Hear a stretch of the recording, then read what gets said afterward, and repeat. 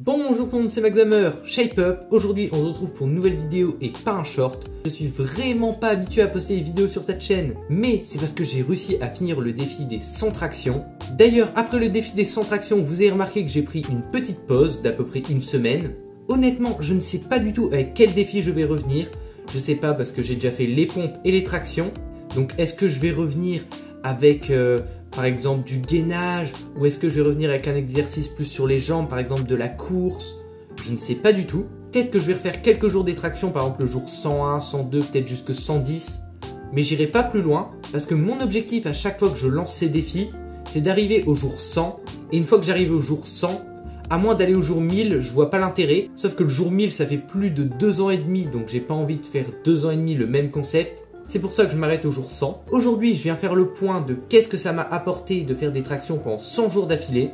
Enfin, pendant quasiment 100 jours d'affilée parce que j'ai eu des petites pauses entre deux à cause de mon emploi du temps qui était un peu serré et tout.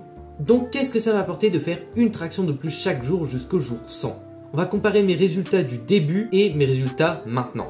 Au tout début, quand j'ai commencé à faire ce défi, mon max de traction, ça devait être 7-8 à peu près. On va dire c'est pas mal. Parce que dites-vous qu'il y a des gens qui ne savent pas faire une seule traction. Maintenant, après avoir fait les 100 tractions, donc une de plus chaque jour, je suis capable d'environ faire une vingtaine de tractions en une série. Ce qui est franchement pas mal. On passe de 8 à 20, donc il y a 12 de plus. Ensuite, au niveau des tractions, je suis beaucoup plus endurant. Donc de base, en une journée, j'aurais pu en faire 25 et j'aurais été mort, j'aurais été crevé pour la journée. Alors que maintenant, je peux en faire une centaine en environ 30 minutes, voire des fois un peu moins. Ce qui veut dire que mon endurance, elle a beaucoup augmenté. Au niveau des deux points principaux, le nombre de tractions et l'endurance, les deux se sont améliorés.